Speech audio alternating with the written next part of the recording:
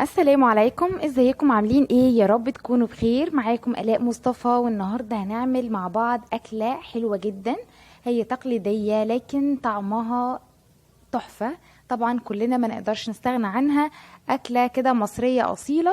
هنعمل صينية البطاطس بالفراخ الحلوة دي بطريقة جميلة جدا جدا. أنا بحب الطريقة دي لأنها بسيطة قوي قوي، وكمان سهلة ومش بتاخد أي وقت. ولو مستعجلة بقى تقدري تعمليها على طول، وبجد طعمها قمة في الروعة والجمال، وريحتها طبعا قلب الدنيا. وتعالوا بينا نشوف هنعملها ازاي مع بعض.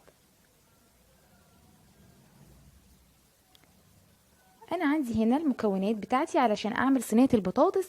عندي طبعا بطاطس مقطعات طرنشات كده، بس يعني حلقات كبيره تخينه شويه. وعندي كمان طماطمتين متوسطين مبشورين.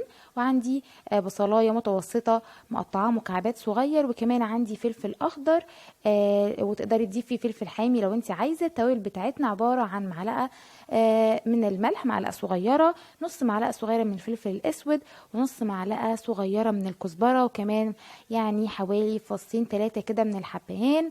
وكمان عندي جوز الطيب، بتدي نكهة حلوة جدا.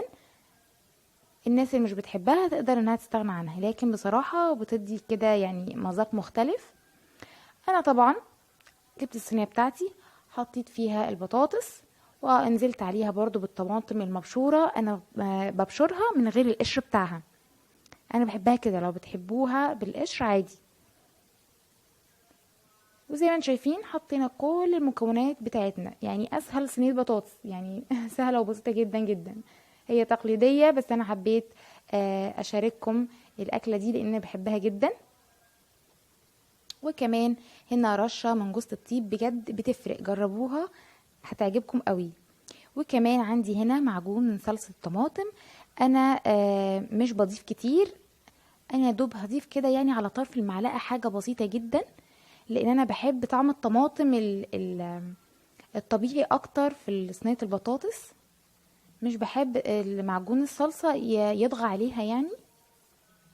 وهقلب كده كل المكونات الحلوه دي مع بعضها. اصلا ريحتها تحفه بجد، من قبل ما اكمل كده ريحتها حلوه جدا. وما خدتش اي وقت خالص، زي ما انتم شايفين كده. اسرع اكله واسهل اكله عندنا كلنا. خلاص كده الصينيه بتاعتي جاهزه. هبدا بقى ان انا اعمل الفراخ بتاعتي. طبعا الفراخ بتاعتي تكون مغسولة ومنقوعة كويس جدا جدا. نهتم بنظافة الفراخ يا جماعة عشان خاطر الميكروبات، وكمان الزفارة. عندي طبعا الفراخ اللي انت عايزاها. عندي هنا في الطبق بتاع التوابل نص معلقة صغيرة من الملح، فلفل اسود، والبابريكا. بتفرق في الطعم قوي قوي قوي قوي، وكمان في اللون حلوة جدا. برضو بتدي طعم كده للفراخ مختلف. انا بحب يعني ادي برضو للفراخ بتاعتي تطعيمه كده يعني مثلا متملحه، واخده ملح وفلفل والتوابل بتاعتها زيها زي البطاطس بالظبط. فانا بهتم بالحاجه دي جدا. طبعا الورك بتاعي هنا كان كبير، فانا عملت فيه فتحات. لو الفرخه بتاعتك كبيره تقدري تعملي فيها فتحات علشان تقدر انها تستوي في نفس التوقيت بتاع البطاطس. وطبعا علشان اللحوم طبعا بتاخد وقت شويه، فاحنا نكون عاملين سمك البطاطسايه تخينه شويه، عشان لو عملتيها رفيعه هتتهري منك بسرعه. وطبعا الفراخ او اي حاجه تكون او اللحمه على فكره، تقدري تعملي صينيه البطاطس دي باللحمه، تبقى تحفه. بس تحاولي تقطعيها مكعبات صغنطوطه شويه، وبرده تكون البطاطس اسمك. تمام. هبدا بقى كده ان انا اغلف الفراخ بتاعتي بالتوابل من بره ومن جوه. يعني طعمها فظيع، حلوه جدا. زي ما انتم شايفين كده انا بدعك الفراخ بتاعتي من بره ومن جوه بالخلطه الحلوه دي، وريحتها حلوه جدا. وكمان البابريكا بتساعد ان الفراخ بتاعتي لما اديها وش تحت الشوايه تبقى لونها احمر كده وجميل. وطبعا لو تفضل بقى برضو شوية من التوابل تقدري ترشيها كده على الوش. وطبعا انتي برضو تبقي ظابطة ايدك على حجم او كمية الفراخ اللي عندك. وعندي هنا حوالي 1.5 كوباية من المية.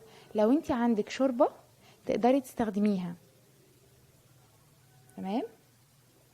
انا هنا يعني استخدمت حوالي 1.5 كوباية زي ما قلت لكم كده من المية، علشان تبدأ ان هي تغلي معايا في الفرن كده وما تلزقش. هحطها بقى على اعلى درجة على الرف السفلي على طول اول ربع ساعة، وبعد كده هوطي شوية وهسيبها بقى تستوي براحتها. بالظبط اخدت ساعة الا ربع، وكمان 5 دقايق كده تحت الشواية اخدت اللون الجميل ده. انتي لو حابة يكون فيها صوص تزودي المية شوية او الشوربة بتاعتك. انا بحبها بصراحة كده يعني صوص قليل فيها شوية، ان في ناس بتحب فيها الصوص كتير بتبقى يعني عايمة شوية كده. لكن الاكل ده مذاق خاص، وزي ما بتحبي اعمليها بالظبط. يعني ما تلتزميش بطريقة او وصفة معينة حد عملها، لا انتي على حسب ذوقك وعلى حسب مذاقك تقدري تضيفي توابل، تقدري تنقصي زي ما انتي عايزة وزي ما انتي حابة. وخلاص البطاطس بتاعتنا والفراخ مستوية جدا وشكلها تحفة واخدة لون جميل قوي.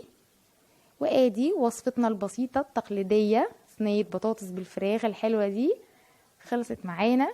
تقدري تقدمي معاها رز بشعرية. يا رب النهاردة الفيديو يكون عجبكم. ما تنسوش تعملوا لايك وشير للفيديو واشتراك في قناتي عشان يوصل لكم كل جديد. مع السلامة.